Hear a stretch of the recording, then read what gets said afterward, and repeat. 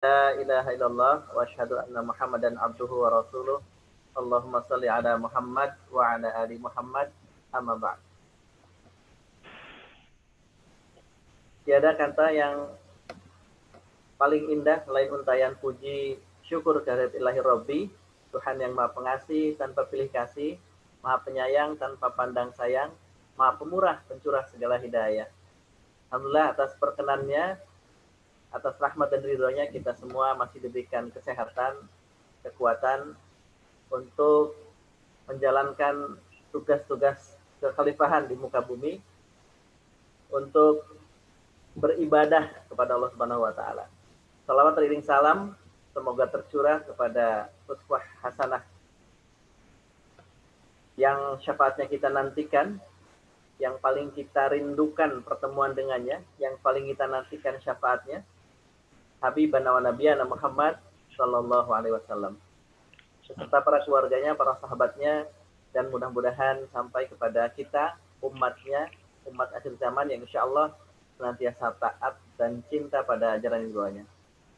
Hadirin rahimakumullah, Bapak Kepala Kantor Bea Cukai Bekasi, Bapak Hatta Wardana yang kami hormati, rekan-rekan, para pejabat dan pegawai Muslim Bea Cukai Bekasi, serta rekan-rekan atau para hadirin yang juga bergabung baik melalui aplikasi Zoom Meeting maupun yang menyimak melalui YouTube channel BKM Baitul Tazkir. Terima kasih atas kehadirannya bergabung pada siang hari ini. Insya Allah hari ini kita akan mendapatkan sebuah pencerahan yang luar biasa. Ya. Hari ini hari Selasa 5 Mei Ramadan ke hari ke-12, insya Allah kita adakan acara kajian online ini dalam rangka menambah hasanah keilmuan. Dan pada hari ini telah hadir pembicara yang luar biasa. Akan saya bacakan sedikit profil tentang pembicara kita. Beliau bernama Ustadz Budi Ashari, LC, lahir di Tulung Agung, 17 April 1975. Beliau adalah seorang founder atau pendiri dari lembaga pendidikan bernama Kutab Al-Fatih. Ya. Beliau menyelesaikan pendidikan di Fakultas Hadis dan Studi Islam Universitas Islam Madinah dengan predikat cum laude. Dan kiprah beliau di dunia dakwah sungguh sangat luar biasa, ya. Dan beliau juga bisa kita saksikan, ya, di program Khalifah Trans 7 ya, yang tayang setiap hari Ahad pukul 5.30, yaitu sebuah program yang membahas atau tentang sirah, cerita tentang tokoh-tokoh penting di dunia Islam, ya, untuk menghadirkan pelajaran bagi umat Islam. Baik, untuk mengawali kajian online kita pada siang hari ini, kita sama-sama membaca basmalah. Bismillahirrahmanirrahim. Baik, hadirin dan jamaah sekalian, pada Ramadan tahun ini kita sama-sama mafhum bahwa ada sesuatu yang berbeda, yaitu di tengah wabah COVID-19 yang melanda seluruh dunia, maka kita seolah-olah dikembalikan kepada keluarga di rumah. Maka Ramadan kali ini adalah Ramadan bersama keluarga. Itulah tema yang kita pilih pada kesempatan siang hari ini. Dan sekaligus juga membahas ini terkait dengan kegelisahan sebagian orang tua, Ustadz, bahwa di tengah kondisi Ramadan ini kita ada kegelisahan yang dialami oleh orang tua ketika kemudian harus bekerja dari rumah, tetapi juga kemudian sekaligus berperan sebagai guru di rumah, Ustaz. Karena anak-anaknya juga belajar di rumah, study from home. Ya. Nah ini ada satu keluhan dari banyak orang tua ketika harus berbagi peran tersebut, gitu ya. Karena guru cukup memberikan instruksi dan ternyata harus dibimbing oleh orang tua. Nah, maka bagaimana kita menyikapinya, ya? Padahal sejatinya ternyata pendidikan anak itu bagian dari tanggung jawab atau bagian dari tugas orang tua juga gitu Ustaz. Dan tentu Ustadz Budi Ashari sebagai seorang pakar sejarah Islam juga sering beliau menyampaikan ceramah terkait dengan parenting nabawiyah, insya Allah akan menjawab berbagai kegelisahan terkait fenomena tersebut.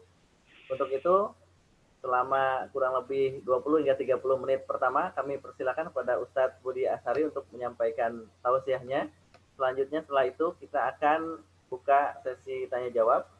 Sekali lagi, Bapak dan Ibu bisa langsung melakukan chat di Zoom, aplikasi Zoom, atau melalui link yang sudah disampaikan oleh panitia. Demikian sebagai pengantar dari saya. Untuk selanjutnya kami persilakan Ustadz Budi Ashari untuk menyampaikan tausiahnya kepada Ustadz Fadl. Baik, bismillahirrahmanirrahim. Assalamualaikum warahmatullahi wabarakatuh. Alhamdulillah, summa alhamdulillahi, summa alhamdulillah. Alladzi bini'matihi tatimmus salihat. Alhamdulillahi ala kulli hal. Asyhadu an la ilaha illallah wahdahu la syarikalah wa asyhadu anna Muhammadan abduhu wa rasuluh. Allahumma salli wa sallim wa barik ala nabiyyina Muhammadin wa ala alihi wa sahbihi ajma'in. Subhanaka la ilma lana illa ma 'allamtana innaka antal alimul hakim. اللهم ادفع عنا الوباء والبلاء والزلازل والمحن والفتن ما ظهر منها وما بطن اللهم جنبنا منكرات الأخلاق والأعمال والأهواء والأدواء أما بعد. Bapak Ibu yang saya hormati, yang dimuliakan Allah di bulan yang mulia ini, semoga Allah SWT menerima seluruh amal ibadah kita dan keluarga kita. Semoga Allah jaga kita semuanya. Semoga Allah berikan kepada kita kesehatan, kebahagiaan, diberikan Allah kita ketenangan, dan semoga siapapun yang mendapatkan musibah segera diangkat musibahnya, dan siapapun yang meninggal maka kita doakan semoga Allah Subhanahu wa taala mengampuni kesalahannya dan semoga kematiannya adalah peristirahatan dari dunia yang melelahkan. Sedikit rahmati Allah Subhanahu wa taala. Saya ini juga baru selesai sama anak saya yang keempat. Anak saya yang keempat itu umurnya bulan Desember nanti 8 tahun. Juga punya tugas sekolahan, ya. Dan hari ini tadi tugas sekolahannya adalah harus bersama ayahnya. Jadi saya belajar sama anak saya tadi pagi ini. Tadi baru selesai menjelang zuhur tadi. Tapi saya ingin sampaikan satu hal, Bapak Ibu, ini mohon maaf saya harus sampaikan tentang saya karena saya tidak tahu orang lain. Saya tidak tahu keluarga orang lain. Kalau buat saya hal-hal seperti itu tidak ada yang kaget, biasa saja. Semuanya biasa karena hari normal pun saya memang ngajar mereka di rumah. Gitu ya. Mereka sekolah di sekolahan biasa, tetapi kemana arahnya anak saya, visi anak saya akan jadi apa, dari mulai anak pertama, kedua, ketiga, dan keempat, itu semua di saya. Saya menggambar masa depan mereka. Dan bukan hanya menggambar kemudian saya serahkan ke sekolah, tidak. Tapi saya desainnya, saya desainernya, saya yang menggambar, saya arsiteknya, saya yang jadi tukangnya, dan seterusnya. Sehingga satu hal yang ya biasa, memang setiap hari saya bersama mereka. Di tengah pekerjaan saya yang juga sama dengan Bapak Ibu, di tengah kesibukan pekerjaan yang luar biasa. Saya juga harus mengontrol Kutab Al-Fatih itu dari mulai Aceh sampai Makassar, ada 30 tempat lebih, dan itu semua dalam controlling yang harus dikontrol setiap saat. Ya kalau urusan pekerjaan sama, kita punya pekerjaan yang sama. Cuma saya mohon maaf bahwa sejak awal, bahkan kalau saya bicara tentang parenting, tentang keluarga itu sudah dari 2007, bahkan 2006 sebenarnya. Ya sekarang sudah 2020. Ya, dari sejak awal saya sudah sampaikan, melihat ayat-ayat Al-Quran dan juga hadis-hadis Nabi Shallallahu Alaihi Wasallam, nyata bahwa urusan pendidikan anak adalah urusan kita sebagai orang tuanya. Karenanya saya tidak ridho, saya serahin sekolah apa adanya. Saya akan bekerja sama dengan baik dengan sekolahannya untuk mendesain anak saya ini. Itu. Jadi tidak saya serahkan begitu saja. Kenapa? Karena saya yang ingin bahwa mereka akan jadi seperti apa. Ya, dan itulah yang diajarkan Islam. Kenapa? Coba lihat ayat yang kita semua hafal.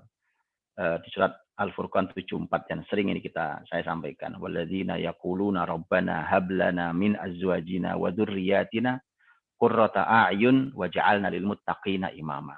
Itu doa kita loh. Kan? Doa lihat bunyi doa yang diajarkan Allah. Doanya orang beriman tuh kata Allah, doanya ibadur rahman. Hamba-hamba Allah yang Maha Rahman itu doanya apa sih? Doanya itu. Rabbana hab lana min azwajina wa dzurriyyatina. Ya Allah, berikan kepada kami, pasangan-pasangan kami, dan anak-anak keturunan kami, qurrata a'yun.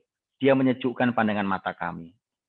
Waj'alna lil muttaqina imama, dan jadikan kami terhadap atas orang-orang bertakwa itu sebagai pemimpin. Jadi kami pemimpinnya.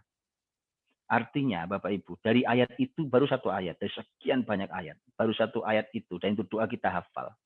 Bahkan kita lantunkan, alhamdulillah doa itu. Itu bayangkan di sana itu kita diberikan Allah Subhanahu wa taala dua visi besar. Satu visi keluarga yang menyejukkan mata kita, dan yang kedua adalah visi keluarga pemimpin.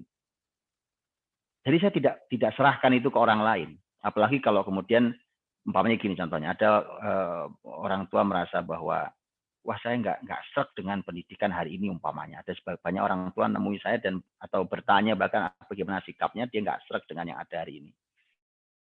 Nah, itu apalagi yang begitu, gitu kan? Itu artinya memang ya sudah, memang begitulah dalam Islam itu. Bahkan nanti di hadapan Allah yang ditanya itu kita, orang tuanya.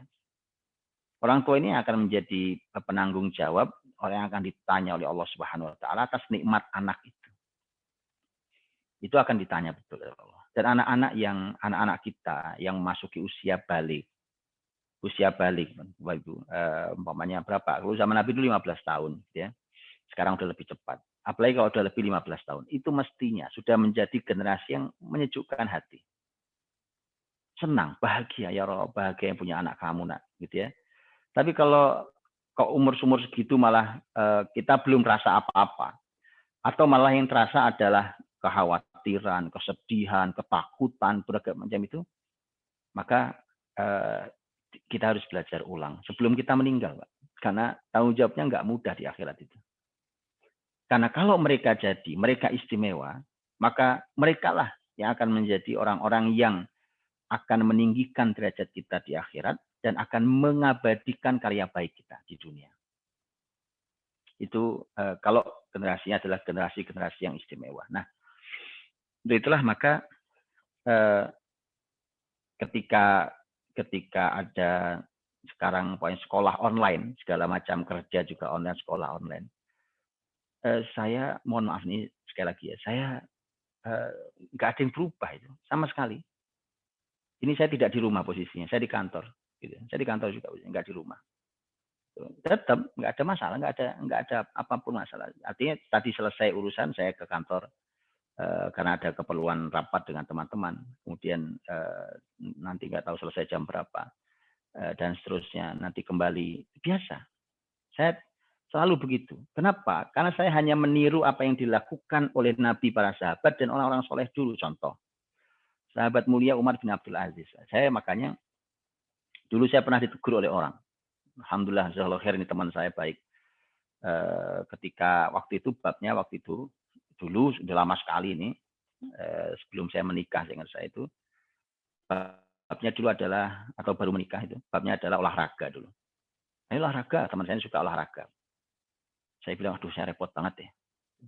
Bahasa teman saya langsung nusuk ke hati saya dan membuat saya sadar. Beliau mengatakan, emang lebih sibuk antum daripada Rasul ya? Gitu. Kalimat itu buat saya sampai paling dalam. Relung hati yang paling dalam. Itu kalimat yang Masya Allah. Saya bilang, jazakallahu khair. Terima kasih banyak. Antum ingatkan saya. Kita ini sok sibuk. Kemudian kita lupa, kita punya amanah besar, itu rumah tangga kita. Ya, padahal kita kalau sudah tua, mau kemana kita? Kalau sudah tua itu, bersandari ke anak-anak kok. Itu Quran yang bicara. Ya, Quran yang mengatakan itu. Tempat paling nyaman orang tua adalah ketika bersama anak-anaknya di usia tua itu. Ya, karena Quran mengatakan, imma yablughanna indaka al-kibar ahaduhuma au kilahuma. Ketika kalian satu orang dari salah satu atau kedua-duanya dari bapak ibu itu mencapai usia tua, maka dia hidup indaka. Indaka itu bersamamu, wahai anak. Jadi Quran sudah menyampaikan bahwa itu hidup paling nyaman sama anak-anak, gitu ya. Bukan hidup yang kesepian di rumah tanpa anak-anak, apalagi waliyadzubillah dibuang sama anaknya ke panti jompo, gitu ya. Jadi bagaimana kita berharap hasil kita tidak pernah memberikan harga? Yuk kita bayar. Kita mau barang bagus kan, mau anak soleh-solehah, yuk kita bayar harganya. Oh lelah di tengah pekerjaan lelah, urusan banyak ya kan. Kan kita sadar Quran, Al-Quranul Karim, hadis Nabi itu ketika bicara tentang anak itu tidak hanya diserahkan kepada salah satunya, tidak ke bapak saja, tidak ke ibu saja, tapi diserahkan kepada dua-duanya dan masing-masing punya amanah yang berbeda. Jadi nggak bisa hanya kamu aja deh, kamu saja nggak bisa. Saya Bapak Ibu mohon maaf saya cerita karena saya tidak mau bicara hanya di tataran bicara. Saya bilang istri saya itu full di rumah. Istri saya orang medis. Saya bilang, saya tidak minta dia di rumah. Tapi saya bahagia ketika dia putuskan sejak awal menikah bahwa dia di rumah. Di rumah, ketika di rumah, maka fokus bersama anak-anak. Maka bersyukurlah kita, Masya Allah, pada Allah Subhanahu Wa Taala. Kita bersyukur pada Allah atas anak-anak yang ada hari ini. Dan di tengah seperti itu fokusnya pun, itu bukan saya kemudian asik dengan pekerjaan saya, kemudian tidak. Saya selalu, Umar bin Abdul Aziz tadi, pemimpin besar tadi, saya niru itu contohnya. Umar bin Abdul Aziz itu Masya Allah, pemimpin besar. Kesibukannya jangan kira, Pak. Pusat ibu kota zaman Umar bin Abdul Aziz. Umar bin Abdul Aziz itu meninggal tahun 101 Hijriah. Ya, 101 Hijriah. Sekarang tahun 1441 Hijriah. Ibu kotanya di Damaskus, tetapi wilayah bentangannya itu udah sampai ke kalau kita tahu itu bekas jajahan Soviet, sudah sampai wilayah sana itu wilayah Uzbekistan, Tajikistan, seterusnya. Itu wilayah timurnya. Wilayah baratnya itu sudah sampai kepada itu sudah sampai masuk Afrika, bahkan sudah menjelang masuk ke Eropa. Itu Umar bin Abdul Aziz, ya kan? Kalau pengaruhnya itu wilayah yang administratif diurusi. Kalau pengaruhnya sampai Palembang, karena ada surat yang dikirimkan oleh Raja Palembang gitu kepada Umar bin Abdul Aziz. Kalau pengaruhnya, tapi secara kekuasaan belum sampai ke sini. Anaknya berapa? Sejarah menyebut anaknya 17. 17. Bukan kayak kita, 1, 2, 3, kayak saya cuma 4. Kan? 17 anaknya. Tapi aku tahu, Bapak Ibu tahu. Karena beliau ilmuwan, bukan hanya seorang pemimpin. Beliau seorang ulama, pemimpin besar, ulama besar. Maka beliau tidak menyerahkan urusan itu kepada orang lain. Beliau selalu punya waktu untuk anak-anaknya. Urusan negara, tanyakan pada sejarah Umar bin Abdul Aziz. Bagaimana makmurnya kepemimpinan di masa Umar bin Abdul Aziz. Makmurnya masyarakat saat itu. Makmur sekali. Ya, bayangkan ya, zakat itu sampai tidak ada yang mau nerima, dikelilingin, diputar-putar di wilayah sampai dikirim ke Afrika, nggak ada yang mau terima. Nggak ada yang mau terima itu zakat itu. Hari ini coba silakan bayar zakat. Ada yang terima atau ada yang ngantri? Ngantri. Sulit tingkat kesejahteraan. Sampai akhirnya kepala Baitul Mal itu bingung, ini duit harus keluar. Tapi kemana keluarnya? Sampai akhirnya konsultasi ke Umar bin Abdul Aziz. Wahai Khalifah, ini ada orang punya hutang. Kan kalau punya hutang itu masuk di zakat tuh, zakat mal. Orang-orang yang gharim yang punya hutang itu kan masuk di salah satu yang berhak menerima zakat. Ini ada orang punya hutang, tapi dia ini punya rumah pribadi, punya kendaraan pribadi, dia bahkan punya pembantu. Apakah saya keluarkan saja ya? Karena ini nggak ada yang terima. Kata Umar bin Abdul Aziz, keluarkan. Karena dia gharim, maka dia berhak. Coba Bapak Ibu kita pikir yuk. Punya rumah pribadi, punya kendaraan pribadi, sampai punya pembantu itu kalau di kita berhak terima zakat enggak ya? Itu tingkat rendah. Zaman Umar bin Abdul Aziz itu rendah. Sehingga dia berhak terima zakat. Ya itu. Itu anaknya, salah satu anaknya saja, namanya Abdul Malik, salah satu anaknya itu. Abdul Malik itu Masya Allah. Itu salah satu orang alim berilmu tinggi di masanya. Bahkan Umar bin Abdul Aziz ketika malam pertama dia dilantik di baiat menjadi khalifah itu, malam pertamanya kumpul para ulama besar seperti biasa, itu kebiasaan para ulama untuk memberikan nasihat-nasihat kepada khalifah yang baru. Kemudian terjadilah dialog ilmu dengan Umar bin Abdul Aziz, yang Umar bin Abdul Aziz juga ilmuwan, juga seorang ulama. Umar bin Abdul Aziz kemudian berkata, dalam sejarah beliau berkata, tapi tidak dalam forum itu, gitu ya, tapi berkata di sebuah tempat dengan seseorang. Dia mengatakan, kalau bukan karena Abdul Malik anak saya akan katakan Abdul Malik lebih berilmu dibandingkan mereka. Coba bayangkan tuh. Itu didikan Umar bin Abdul Aziz. Umar bin Abdul Aziz itu selalu punya waktu kumpulkan ke-17 anaknya, dikumpulkan semua. Kemudian duduk, karena beliau juga ahli Quran, maka duduk, yuk baca Quran. Dimulai, dikeliling satu-satu.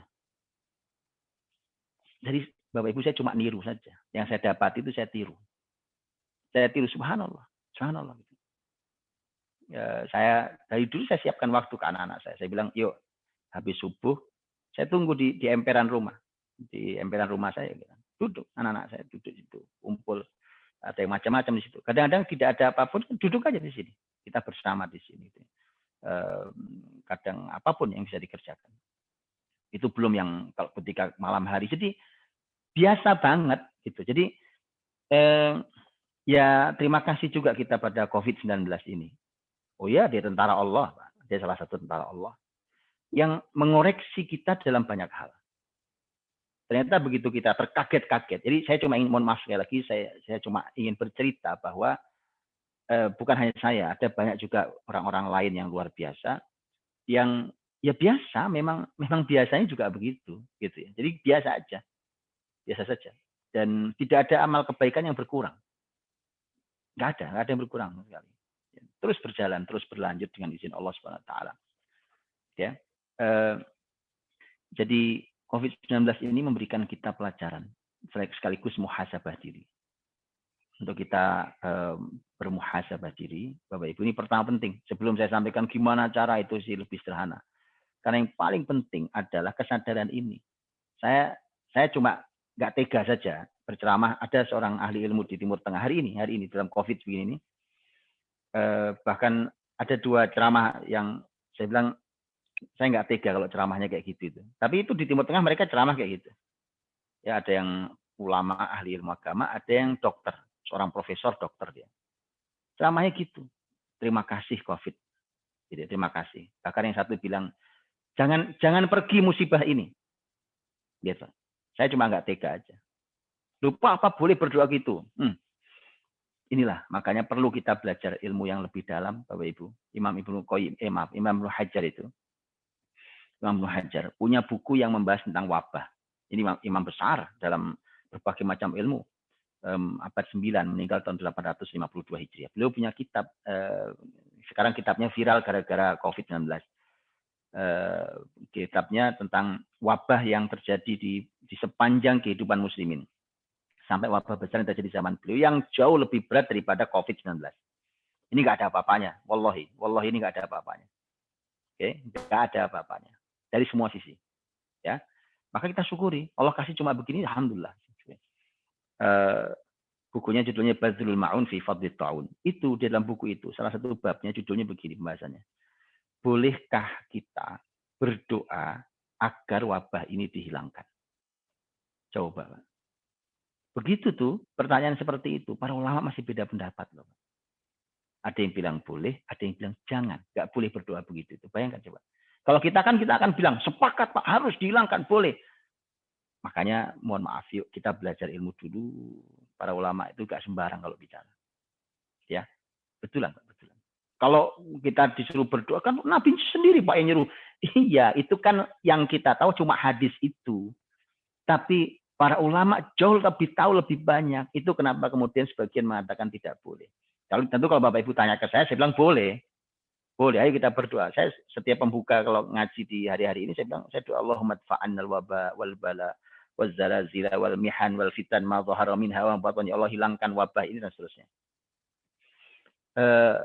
Jadi, Bapak Ibu dirahmati Allah, maka COVID-19 ini sampai memberikan tadi mudah-mudahan sih ini berlalu, kita sudah berubah tingkah kita ini gitu. Kelakuan kita ini sudah berubah. Ya, tentang keluarga yang kita bahas sekarang tentang keluarga contohnya. Mudah-mudahan berubah. Sikap kita ini mudah-mudahan berubah. Bahwa ya sudah memang begini tugasnya orang beriman itu di rumah tangganya. Itu kayak hari ini. Beneran seperti ini udah tugasnya gitu. Kalau ini agak ketambahan sedikit dari sekolah, nah itu mah ketambahan sedikit. Sekolah juga masih bimbing kok. Ya kan, kalau sekolah anak saya masih bimbing. Jadi matinya masih dibimbing dari jauh, tapi tugasnya seabrek, Pak. Tiap hari kita harus melaporkan. Bikin laporan tiap hari. Laporan apa yang dilakukan, Pak. Bukan cuma disuruh mantengin dengerin gurunya online, enggak. Bikin laporan tiap hari. Biasa aja, memang begitu. Itu memang biasa kami lakukan, biasa sekali. Baik, nah maka ini pelajaran mahal. Terus contoh lihat pelajaran yang sudah banyak diobrolkan, dibercandakan di medsos. Terawih tidak ada di masjid, akhirnya terawih di rumah. Ya kan? Saya bilang, mohon maaf sekali lagi. Dulu para istri, para ibu-ibu, para wanita ini waktu ditanya, suami apa yang, kamu lagi nyari suami ya? Iya Pak, saya lagi nyari imam untuk hidup saya. Kalimat itu udah indah sekali. Benar 100% itu kalimat. Begitu ketemu Ramadan dengan COVID-19 ini, ternyata nggak bisa jadi imam. Ternyata yang Anda dapat bukan imam, Bu, tapi sopir. Cuma nganterin kemana-mana kerjaannya istrinya itu. Ya kan? Anda dapat sopir, bukan dapat imam. Jadi ini Bapak Ibu, ini pertama nih. Karena babnya adalah, yuk harus koreksi diri lah. Kita harus koreksi diri. Allah tidak menghadirkan tentaranya kecuali untuk koreksi diri. Dengan banyak cara itu. Dan itu memang sudah disampaikan oleh banyak ustadz, kita sudah dengar itu. Baik.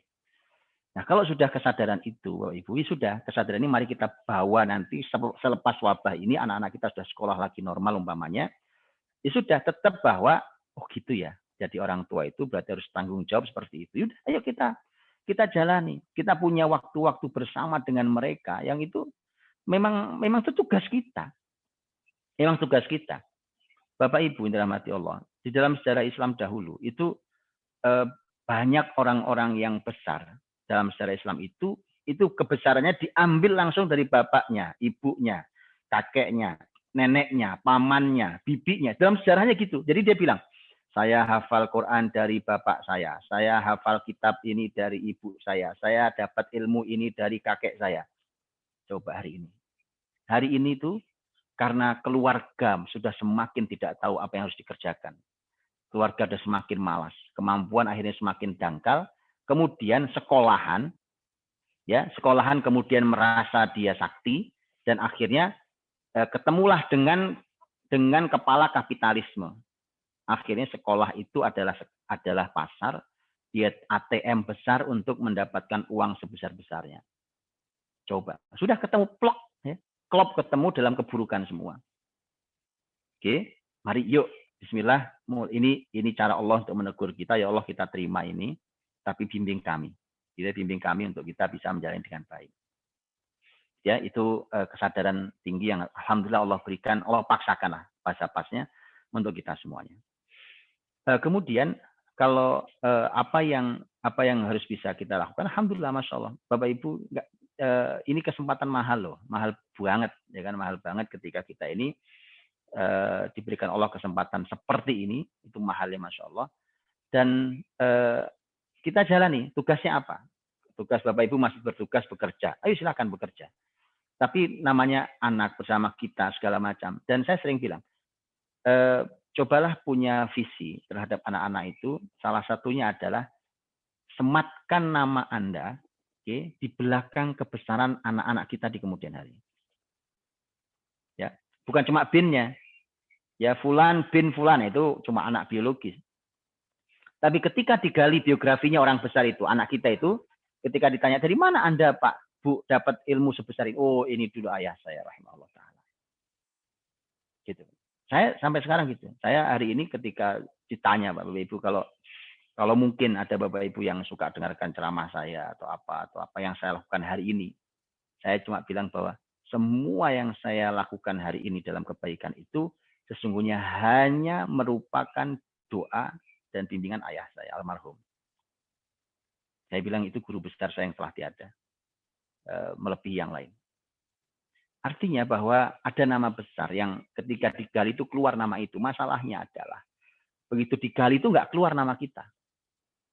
Anak-anak kita besar di kemudian hari itu nggak keluar nama kita. Wong kita ini baca tulis A, B, C, D saja. Kita kan bisa ngajar. Itu pun orang lain kok yang ngajar. Abatasa, orang lain yang ngajar. Padahal kita bisa. Tentu kalau Bapak Ibu nanya apakah saya ngajar, oh iya, Bu. Anak-anak saya, anak-anak kami itu belajar bisa baca A, B, C, D, abatasa itu belajar di rumah. Sekolah, mereka sekolah. Tapi kami ngajar.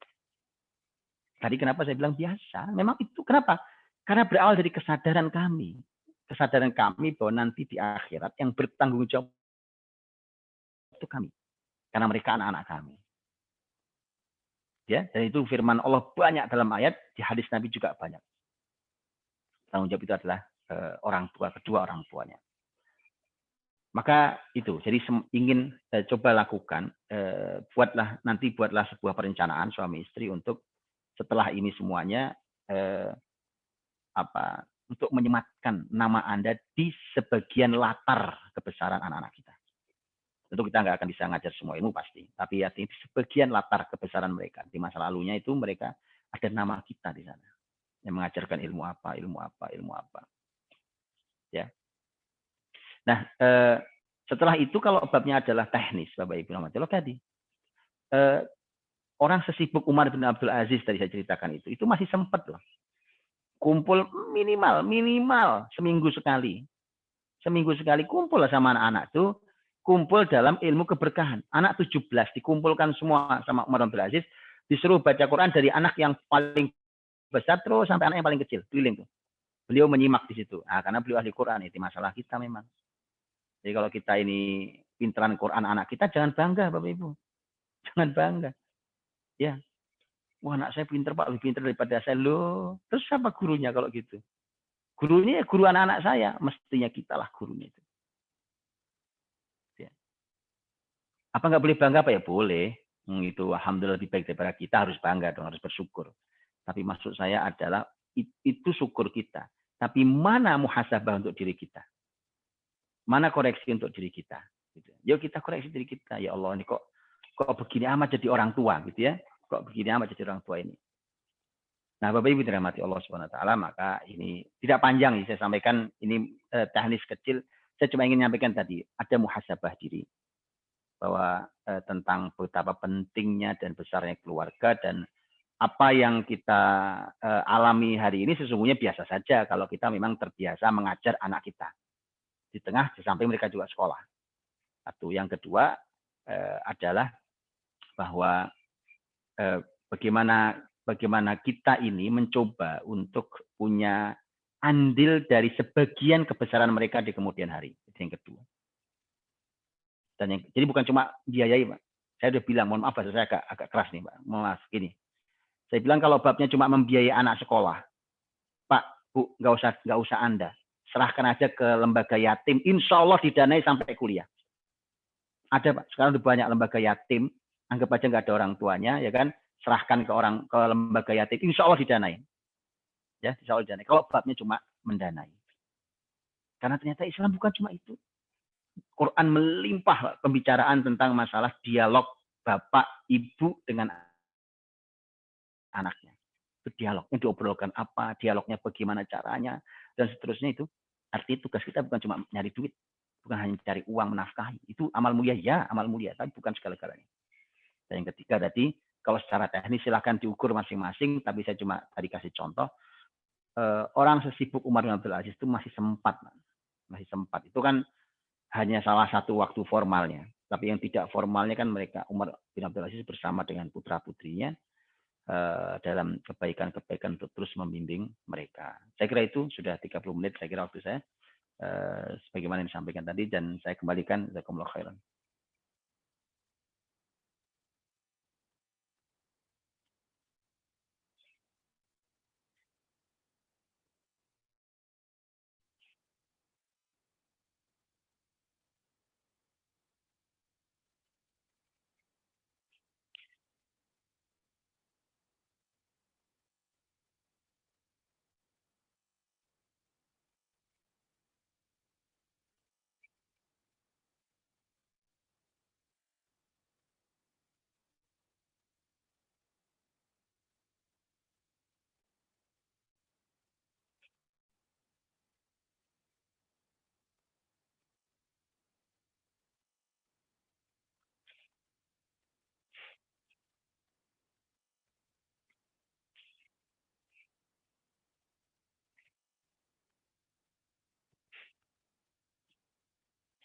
Silakan, saya kembalikan ke host kita.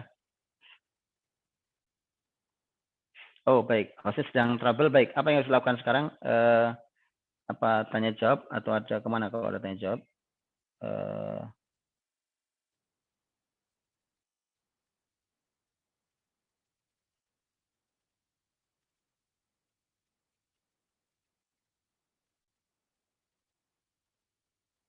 Baik, sedang trouble. Apa kita jawab beberapa pertanyaan yang sudah masuk lewat chat ini? Atau bagaimana? Baik, jawab pertanyaan ya. Oke. Baik, baik. Ini pertanyaan pertama adalah Assalamualaikum warahmatullahi wabarakatuh. Izin tanya, anak-anak saya lebih nurut ke guru atau teman atau lingkungan daripada orang tua, kakaknya atau saudaranya. Saya pernah mendengar bahwa para salafus saleh itu saling menitipkan anak pada syekhnya atau guru lain sehingga anak muncul segan dan terpaksa menurut pada gurunya. Itu apa pendapat Ustadz? Nggak selalu, Pak. Nggak selalu. Tadi saya bilang ya. Nih, saya tunjukkan. Bapak Ibu, salah satu buku karya yang luar biasa tentang ilmu hadis adalah kitab Musnadnya Imam Ahmad. Imam Ahmad, musnadnya itu, Bapak Ibu, itu di dalamnya ada kurang lebih 40.000 riwayat. Kurang lebih 40.000 riwayat. Orang dulu gitu itu bukan ditulis, Pak, dihafal. Itu dihafal, kemudian mana yang perlu beliau tuangkan dalam tulisan, beliau tuangkan dalam tulisan.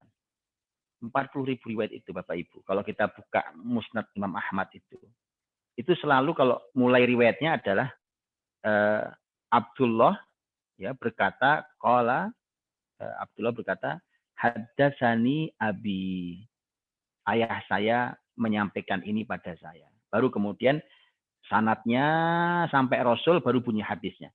Itu kurang lebih 40.000 hadis. Itu ngajarnya kapan? Ya, jadi kalau kita cuma artinya gini, kalau kemudian kita bilang kalau gitu kita serahkan aja Pak ke orang lain karena dulu, nah ini buktinya. Dan itu bukan satu-satunya Pak. Itu bukan satu-satunya. Tadi saya sudah katakan di dalam sejarah Islam banyak pola-pola yang seperti itu dan sampai hari ini bahkan. Maka Habibullah Allah, kalau ada kemudian dia lebih mendengar kepada teman-temannya, mohon maaf Pak, itu memang salah kita. Anak saya juga besar Pak, sudah balik Pak. Anak saya yang pertama laki-laki, yang kedua laki-laki, ya kan, yang 3, 4 perempuan, masya Allah, hafizahumullah, mudah-mudahan Allah jaga mereka dan juga demikian Bapak Ibu semuanya. Juga mereka sudah balik, sudah besar, gitu, sudah besar juga sama, gitu. Tapi subhanallah, gitu ya, bahwa apapun yang berjalan di luar sana, gitu ya, apapun pendapat ini, dia masih ingin terus mendengar bahwa apa pendapat Bapak Ibunya. Apa pendapat Bapak Ibunya. Dan minta saran, minta ini, minta itu. Tidak salah ketika anak-anak itu lebih dekat dengan lingkungannya. Tidak salah sama sekali. Ya, karena memang itu sudah fitrah manusia. Fitrah manusia itu adalah makhluk sosial. Ketika mereka adalah makhluk sosial, ya mereka ya justru yang benar adalah mereka berinteraksi dengan sosialnya. Kalau usia seperti itu kok dia malah menyendiri di rumah saja, itu jangan bangga juga, itu malah salah. Itu malah salah. Tapi pertanyaannya adalah teman seperti apa? Ya, teman seperti apa yang menjadi komunitasnya anak-anak kita itu. Jadi, oke, kalau itu simpulannya apa? Kesimpulannya adalah apapun mulai hari ini, tolong tadi saya sudah bilang poin kedua tadi Pak.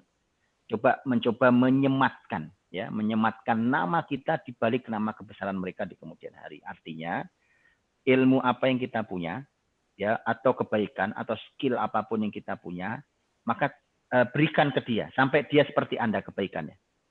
Ya, yang tidak kita miliki baru kita serahkan ke orang lain. Ya, jadi mudah-mudahan tadi mulai kita bisa lakukan insya Allah ya. Jadi silakan diukur. Baik, sudah kembali hostnya, saya persilakan. Baik, jazakallahu khair Ustaz Afan. Tadi baik. Allah, ya luar biasa apa yang disampaikan Ustaz Budi tadi. Saya jadi teringat kata-katanya Ki Hajar Dewantara ya. Setiap orang adalah guru, setiap rumah adalah sekolah. Kebetulan kemarin baru Hari Pendidikan Nasional. Nah, masalahnya gini, Ustaz, memang bagi Ustadz atau sebagian orang yang terbiasa mengajar mendidik anak sendiri, itu biasa saja, nggak masalah. Tapi memang bagi sebagian orang tua yang selama ini menyerahkan pendidikannya bahkan full ke sekolah, nah ini memang menjadi kaget gitu ya, menjadi kaget atau gagap karena tidak siap untuk mendidik anak. Nah, maka mungkin perlu diberikan tips dan bekal-bekal mendidik itu seperti apa. Tadi sekilas sudah dapat poin terkait apa yang kita miliki gitu sehingga kita bisa andil terhadap kesuksesan anak kita nanti gitu. Ada menyematkan nama orang tuanya di balik kesuksesan anaknya kelak gitu. Kira-kira tipsnya seperti apa supaya kita kemudian memiliki skill setidaknya untuk mengajar atau mendidik anak sendiri gitu, Ustaz.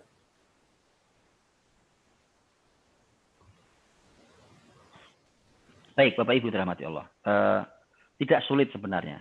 Apa yang membuat tidak sulit untuk ngajar anak itu? Karena mereka anak kita. Itu yang buat gak sulit. Kalau ngajar anak orang lain memang agak sulit, Pak. Ngajar anak orang susah. Kenapa susah? Loh, kita nggak tahu karakternya, kita nggak tahu itu anak seperti apa. Kalau anak kita itu setiap hari kita lihat dia, itu satu. Yang lebih mahal lagi ada selain itu. Yang lebih mahal lagi adalah bahwa dia hanya merupakan sepotong darah daging kita, Pak. Itu darah daging kita itu. Jadi makanya kan lihat ya, makanya kemudian ada hubungan batin yang tidak bisa dibohongi antara anak dan orang tua. Ya kan? Itu mahalnya. Maka contoh. Saya ditanya baru kemarin juga ditanya, ada kajian juga online juga ditanya, pertanyaan gini, Ustaz bagaimana saya ini mana yang lebih bagus, menyetelkan kaset murotal imam-imam yang bagus-bagus suaranya di rumah saya, atau saya yang baca untuk anak-anak padahal tajwid saya juga masih banyak salahnya gitu ya. Saya bilang dua-duanya. Kenapa dua-duanya? Kalau yang imam-imam itu pertama suaranya enak, lagunya enak, itu juga penting dalam Al-Quran. Yang kedua tajwidnya pasti benar. Ya. Nah, tapi lihat, kelebihan Anda sebagai orang tua yang tidak dimiliki oleh imam-imam Masjidil Haram, Masjid Nabawi sekalipun adalah Anda orang tuanya. Orang tuanya anak itu. Itu yang mahal tuh. Oke. Manfaatkan itu. Sekarang obatnya adalah gimana cara ngajar. Nggak sulit, Pak. Insya Allah nggak sulit. Saya cuma sering sampaikan gini. Para orang tua itu mendekatlah pada anak-anak. Kalau ini ditulis oleh Imam Ibnu Khaldun dalam Muqaddimah Ibnu Khaldun, belum punya buku tebal nama Muqaddimah Ibnu Khaldun. Beliau menyampaikan tentang salah satu konsep terbaik pendidikan itu. Beliau mengatakan adalah orang guru itu, orang tua juga, itu tugasnya kepada anak itu mendekat dan lembut. Oke, pegang dua hal ini. Mendekat dan lembut. Bapak Ibu, mendekat itu, tahu lah ya, mendekat itu Masya Allah. Kita bisa tahu kok, anak kita itu dekat sama kita atau enggak itu kita tahu. Dari fisik aja ketahuan. Ya kan? Dekat nggak dekat itu ketahuan. Oh ada kok, duduk sama orang tuanya itu risih, ada kok, ya kan? Mohon maaf, saya pernah tahu, mohon maaf sekali lagi, tahu bahwa ada keluarga itu yang kalau bapaknya datang, dengar suara sendalnya dari luar krek itu, jalan tuh itu bapaknya datang tuh, itu anak-anak lagi pada kumpul bercanda, mungkin itu bubar, Pak, bubar. Bapaknya datang tuh bubar. Itu betulan. Makanya kan kita tahu mendekat itu begitu dekat. Ini Rasul kita Sallallahu Alaihi Wasallam itu Masya Allah dekatnya, Pak. Dekat itu, ya Allah itu dipeluklah tuh anak. Itu dari fisik aja ketahuan dekatnya itu. Nah untuk bisa sedekat itu tuh perlu proses. Saya wallahi Pak, Bapak Ibu, saya punya murid. Saya tahu, saya bersaksi mudah-mudahan wala nuzaki Allahi ahada. Ini keluarga baik. Saya kenal semuanya, suaminya, istrinya, anak-anak saya kenal. Tapi itu anaknya jujur berkata begini. Berkata bahwa saya itu kalau dipeluk sama bunda, bayangkan perempuan dipeluk sama bundanya itu risih rasanya. Kebayang nggak, Pak? Pada anak kayak gitu loh kok, kebayang gitu ya Allah. Padahal anak itu rindu dipeluk orang tuanya.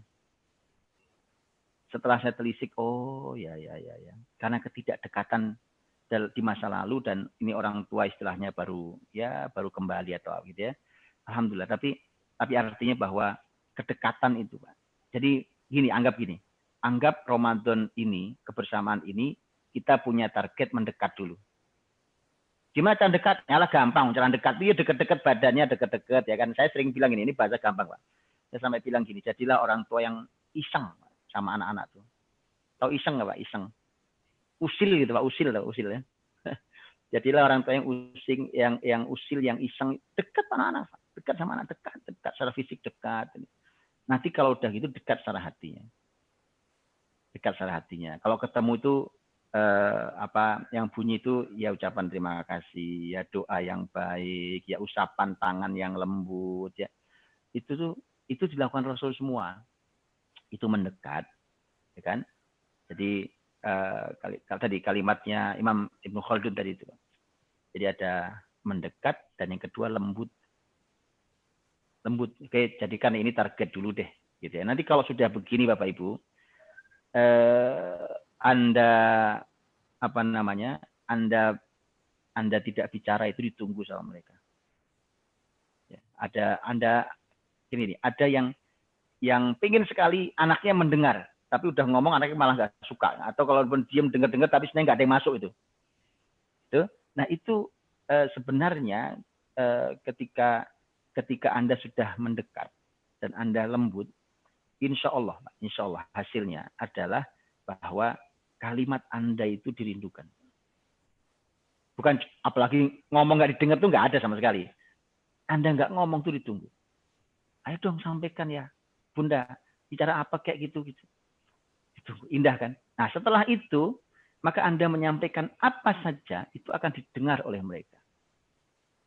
Nggak peduli usia itu, nggak peduli usia, mau usia kecil, mau usia dewasa sama saja.